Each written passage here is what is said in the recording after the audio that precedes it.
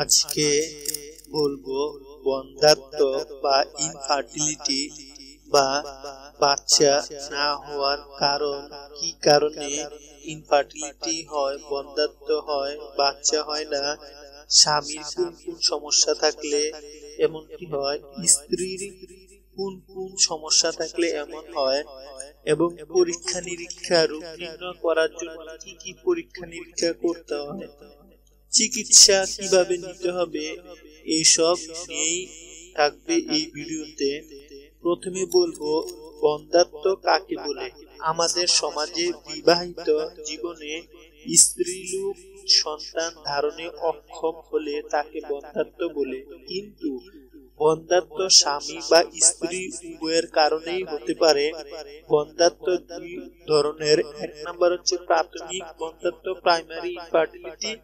দুই নম্বর হচ্ছে পরবর্তী বা সেকেন্ডারি পর্যায়ের বন্ধ্যাত্ব, সেকেন্ডারি ইনফার্টিলিটি। প্রাইমারি ইনফার্টিলিটি হচ্ছে বিবাহের পর সকল সুবিধা থাকা সত্ত্বেও কখনোই গর্ভধারণ না হওয়াকে প্রাথমিক বন্ধ্যাত্ব বলে।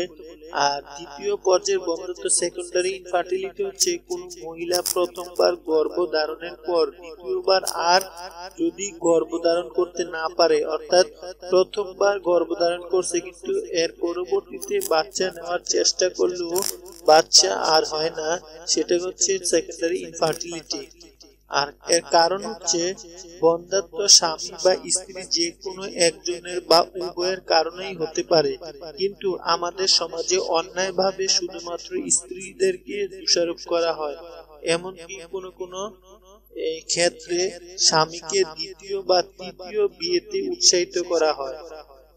স্বামীর যে যে কারণে বন্ধ্যাত্ব থাকতে হয়, একটা হচ্ছে এক নম্বর স্বামীর বীর্যে প্রয়োজনীয় সংখ্যক শুক্রাণু না থাকলে। দুই নম্বর হচ্ছে মৃত শুক্রাণু বা শুক্রাণুবিহীন বীর্যের কারণে। তিন নম্বর একটি অন্ডকোষ থাকলে অথবা লুপ্তপ্রায় অন্ডকোষ যেখানে থাকার কথা সেখানে না থাকলে। আরেকটা হচ্ছে অন্ডকোষ জন্মগতভাবে না থাকলে। আর চার নাম্বার কারণ হচ্ছে অন্ডকোষের প্রদাহ, অন্ডকোষের মধ্যে যদি ইনফেকশন হয়, মাপস বা গলা ফুলা রোগের প্রদাহের কারণে। পাঁচ নাম্বার বিকৃত শুক্রাণু থাকলে। ছয় নাম্বার যৌনাঙ্গে যক্ষা, গনোরিয়া এসব রোগ থাকলে। স্ত্রীর যে যে কারণে বন্ধ্যাত্ব হয়, একটা হচ্ছে এক নম্বর হচ্ছে যদি জরায়ুর আকার ছোট হয়। দুই নাম্বার ডিম্বাশয় যদি সঠিকভাবে কাজ না করে। তিন নাম্বার মাসিকের গন্ডগোল থাকলে। চার নাম্বার গোষ্ঠী কুটোরের প্রদাহ হলে। পাঁচ নাম্বার বংশগত কারণ থাকলে। ছয় নাম্বার জরায়ুর টিউমার হলে। সাত নাম্বার যক্ষা, গনোরিয়া রোগ হলে। উল্লিখিত কারণগুলো ছাড়াও স্বামী স্ত্রী যদি আলাদাভাবে বসবাস করেন অথবা স্ত্রীর ডিম্ব ক্ষরণের সময় যৌন মিলন না হলে গর্ভধারণ হয় না। রোগ নির্ণয় পরীক্ষা নিরীক্ষা কি করা যেতে পারে? বন্ধ্যাত্বের কারণ নির্ণয়ে প্রথমে স্বামীর বীর্য পরীক্ষা করে দেখতে হবে এবং স্বামীর শারীরিক পরীক্ষা করে দেখতে হবে। যদি কোনো অসুবিধা ধরা না পড়ে তখন স্ত্রীকে পরীক্ষা করতে হবে। স্ত্রীর পরীক্ষাগুলো ব্যয়বহুল বিধায় প্রথমে স্বামীকে পরীক্ষা করা উচিত। এসব পরীক্ষা বিশেষজ্ঞ চিকিৎসকের তত্ত্বাবধানে হতে হবে, তাই রোগীকে বিশেষজ্ঞ চিকিৎসক বা হাসপাতালে পাঠিয়ে দেওয়া উচিত। চিকিৎসা কিভাবে করবে? যদি কোনো দম্পতির একেবারেই সন্তান না হয় অথবা সন্তান হওয়ার পর দ্বিতীয় সন্তান কাঙ্ক্ষিত সময়ে না হয়, তবে তাদেরকে উপদেশ দেয়া যেতে পারে।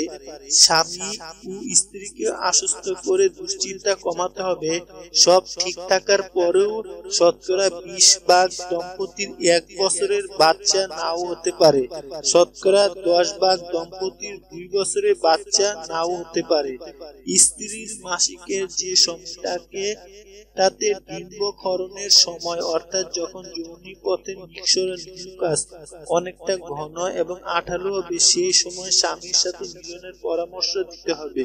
স্বামী অথবা স্ত্রীর কোনো জটিল রোগ বা যৌন রোগ থাকলে তার চিকিৎসা করাতে হবে। স্বামী বা স্ত্রীর ধূমপান, মদ্যপান, যে কোনো নেশা গ্রহণ এক নাগাড়ে, দীর্ঘদিন অ্যান্টিহিস্টামিন, ঠান্ডার জনিত ঔষধ খাওয়া বর্জন করতে হবে। অতিরিক্ত পরিশ্রম, দুশ্চিন্তা,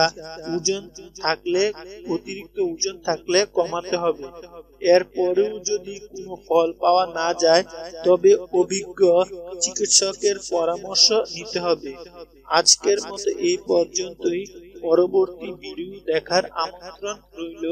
ধন্যবাদ।